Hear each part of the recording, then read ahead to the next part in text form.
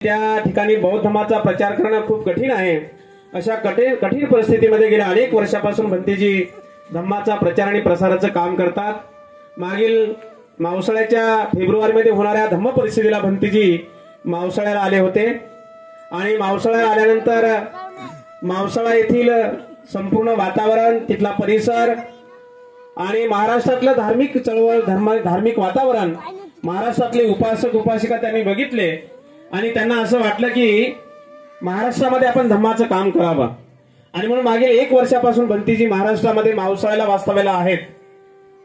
भंतेजी 1 वर्षापासून मावसाळ्याला असल्यामुळं ते मराठी जाणतात। आपण काय मराठीमध्ये बोलतो ते त्यांना समजते, परंतु भंतेजी बोलताना ते मात्र मराठीमध्ये बोलू शकत नाहीत। ते जे काही बोलतील ते हिंदी भाषेमध्ये बोलतील। तेव्हा भंतेंचे जे काही 5 ते 10 मिनिटं भंतेजी बोलणार आहेत फक्त, त्यानंतर भंते सागरबोधी बोलतील आणि त्यानंतर मी बोलेल आणि त्यानंतर हा कार्यक्रम समाप्त होईल। तेव्हा भंते मंगलबोधी यांना मी सूचना करतो, आपल्या सर्वांच्या वतीने भंतेजींना विनंती आहे की आजच्या जमलेल्या तमाम माता भगिनी बांधवांना, बौद्ध उपासक उपासिकांना या ठिकाणी 2 शब्द पर मार्गदर्शन करावं। भंते मंगलबोधी।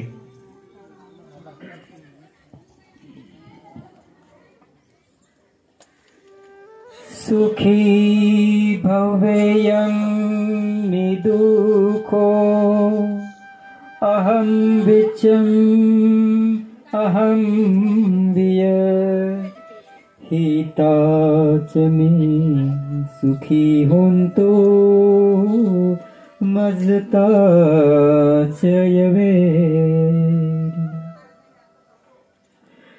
भगवान तथागत सम्यक संबुद्ध को त्रिवार अभिवादन। डॉक्टर बाबा साहब भीमराव अंबेडकर जिनकी धम्म क्रांति को हम आगे बढ़ा रहे हैं और इस गांव के श्रद्धावान सभी उपासक एवं उपासिकाएं और हमारे पूज्य भदंत गुरुवर्य प्रज्ञाबोधि जी, जिनके चरणों में सादर प्रणाम वंदन। यहाँ उपस्थित पूजनीय वंदनीय भदंत सागर बोधि जी और शांति रतन जी और आप सब श्रद्धावान उपासक तो है ही।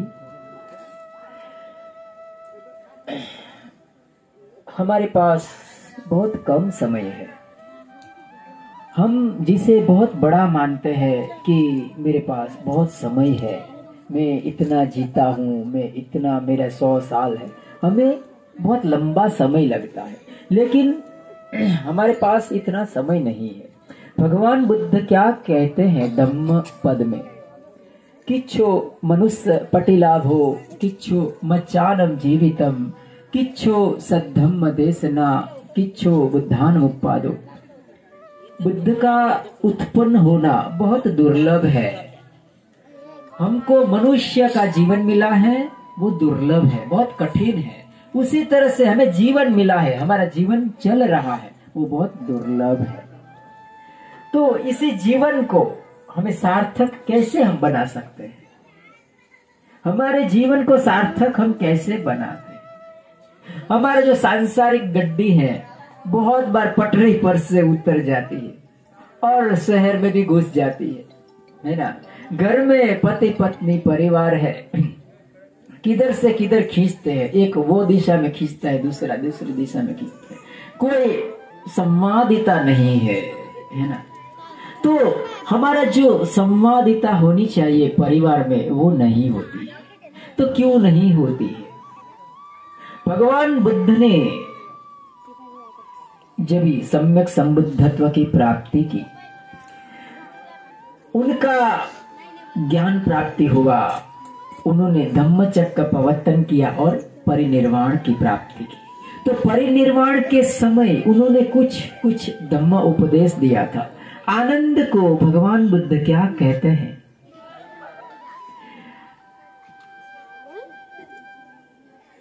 चत्तारी ठानानि आनंद दर्शनीयानि समेजनीयानि। कतमा चत्तारी, पाली भाषा है। 4 स्थान है आनंद मेरे जाने के बाद। वो स्थान है श्रद्धावान जो कुलपुत्र है, सदस्य कुलपुत्रस्य, उसके लिए वो दर्शनीय होगा। अगर हम इस बात भगवान बुद्ध ने जो बात कहा उसको अच्छी तरह से समझते हैं तो बहुत अच्छा होगा। देखिए भगवान बुद्ध कहते हैं कि 4 दर्शनीय स्थल है। वो हर एक बुद्धिस्ट यानी हम सब कौन है? श्रद्धावान है, कुलपुत्र है। तो हर एक इंसान को, हर एक उपासक उपासिकाओं को ये हमेशा देखना चाहिए, उसका दर्शन करना चाहिए, उसकी मुलाकात लेनी पड़े। मैं पहले ही बताया कि जीवन हमारा बहुत अल्प है। आपको बहुत जानकर आश्चर्य होगा कि हम जो छोटे छोटे कीड़े देखते हैं ना, कीड़े मकोड़े, हमको ऐसा लगता है कि ये बहुत, उसका आयुष्य कितना होता है? 2 दिन का। एक चींटी का आयुष्य कितना होता? 2 दिन का। नहीं, उसका आयुष्य 2 दिन का नहीं होता है, उसका आयुष्य 100 साल का होता है। आप पूछेंगे, है ना, आपको ऐसा लगेगा बनते जी आप कुछ भी बोल रहे। चींटी की दृष्टि से समय अलग रीते काम करता है। वो 1 सेकंड में, 2-4 सेकंड में वो युवान बन जाती है, तो उसको लगता है कि मैंने तो 25 साल गुजार दिए। दूसरे 1-2 घंटे में वो शादी ब्याह करके सब संतान पैदा करती है, घर बरबर सब कर देती है, उसको लगता है मेरा 50 साल हो। ये समय का भ्रमणा है। फिर वो वृद्ध हो जाती है, अंत में तो उसको लगता है इतना लंबा में जी, 100 साल जी। जो ये भ्रमणा है वो हमारे साथ भी है। हमसे ज्यादा आयुष्य दूसरे लोक में भी है। भगवान बुद्ध ने कहा है कि जिसका आयुष्य बहुत लंबा होता है वो ऊपर से देखता है, उसको लगता है कि ये मनुष्य का आयुष्य कितना है, छोटा सा। तो इस छोटे से आयुष्य में हमें ये 4 दर्शनीय जो स्थल है उसकी मुलाकात लेनी चाहिए। तो क्या कहा? कतमा चत्तारो, कौन से 4 है? तो कहा कि इद तथागतो जातोति, जहां भगवान बुद्ध ने जन्म लिया। कौन सा वो स्थल था? लुम्बिनी। कौन सा? लुम्बिनी। लुम्बिनी नेपाल में, जहां भगवान तथागत सम्यक संबुद्ध ने जन्म लिया। इद तथागतो जातोति। दूसरा दर्शनीय स्थल कौन सा है? दूसरा दर्शनीय स्थल है इद तथागतो सम्मा संबुद्धोति, जहां तथागत सम्यक संबुद्ध ने सम्यक संबुद्धत्व की प्राप्ति की। कहा? बोध गया, जिसको कहा जाता था उरुवेला।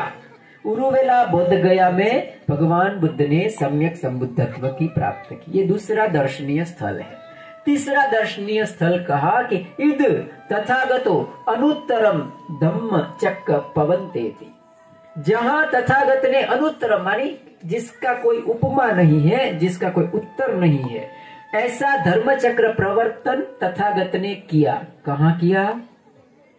सारनाथ में, वाराणसी में, जिसको कोई कुछ लोग काशी भी कहते हैं, है ना। सारनाथ में, वाराणसी, भगवान बुद्ध ने धम्मचक्र प्रवर्तन किया। धम्मचक्र प्रवर्तन का अर्थ होता है भगवान तथागत सम्यक संबुद्ध ने पहला उपदेश दिया। पंचवर्गीय भिक्षु थे, उनको पहला उपदेश दिया, यानी जो धर्म चक्र था उसको चलाया। ये तीसरा दर्शनीय स्थल है। चौथा दर्शनीय स्थल बहुत महत्वपूर्ण है। भगवान बुद्ध कहते हैं कि इद तथागतो अनुपादि शेषाय परिनिब्बुत। क्या कहा? भगवान बुद्ध ने अनुपादि शेषीय मानी शेष कुछ भी नहीं रह जाता है। मानी हमारी काया है, भगवान बुद्ध जन्म मृत्यु जरा व्याधि के दुखों से मुक्त हो गए, यानी शेष कुछ भी नहीं रहा। अनुपादि शेषीय परिनिब्बुत सती, भगवान बुद्ध ने परिनिर्वाण प्राप्त किया, उन्होंने अपने शरीर को त्याग दिया। ये 4 दर्शनीय स्थल हम सब जितने भी सदस्य कुलपुत्र श्रद्धावान उपासक उपासिकाएं हैं उन्हें देख लेना चाहिए। कल करे सो आज करे, आज करे सो अब, है ना। समय बीता ही जा रहा है, हमारे हाथ में थे बेलू रेत की तरह समय बीत जाता है ना। तो हम सबको जल्द से जल्द ये जो 4 दर्शनीय स्थल है, दूसरे भी भगवान बुद्ध के अनुसंधान में बहुत सारे स्थल है जो सब देखना चाहिए। भगवान बुद्ध ने जहाँ तपश्चर्या की थी, बहुत दुर्गेश्वरी, जहाँ बिंबिसार को जेल में रखा गया था, वो बिंबिसार की जेल, जेतवन आराम जहाँ भगवान बुद्ध ने 47 वर्षावास किए, पुब्बाराम जहाँ विशाखा माता ने पुब्बाराम अर्थात विहार का निर्माण किया, ऐसे अनेक तकरीबन 70 जितने स्थल है भगवान बुद्ध के संलग्न। तो ये सब आपको देखने के मिलेगा और आपको जानकर हो हैरान होगा कि हमारे गुजरात में और यहाँ आप नागपुर में बहुत टिकट का जो किराया है वो बहुत ज्यादा है। टिकट का जो फेयर है वो बहुत ज्यादा होता है। हमारे जो गुरुजी है ये 13,000 माने कुछ भी नहीं है, कुछ भी नहीं है। तो सिर्फ ये नॉन प्रॉफिटेबल है और आप सब लोग, मेरा आपसे अनुरोध है कि जल्द से जल्द आप सब उसमें जाइए। समय हमारे हाथ में चला जाता है और फिर दूसरे साल तक राह देखनी पड़ेगी। तो आप सबको मैं इतना धम्मवाणी कहा और आप सब ने बहुत अच्छी तरह से मेरी बात को सुना, इसीलिए आपका बहुत बहुत धन्यवाद। सबका मंगल हो, सबका मंगल हो, सबके जीवन में खुशहाली आए, हमारे पुण्य कर्म में सब भागीदार बने, सब भागीदार बने। अहम वीरो अव्यापजोमि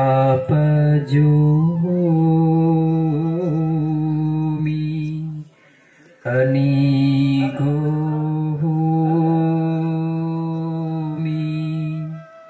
सुखीयतानं परिहरामि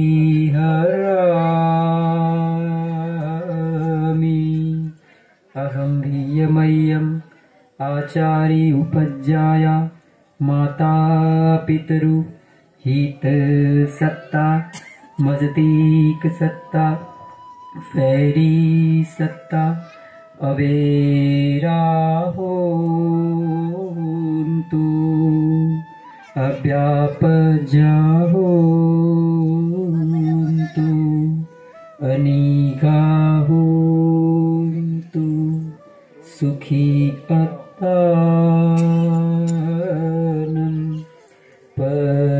परिहरन्तु दुःखामुचन्तु यथा लब्ध सम्पत्तितो मा विगच्छन्तु कमसका।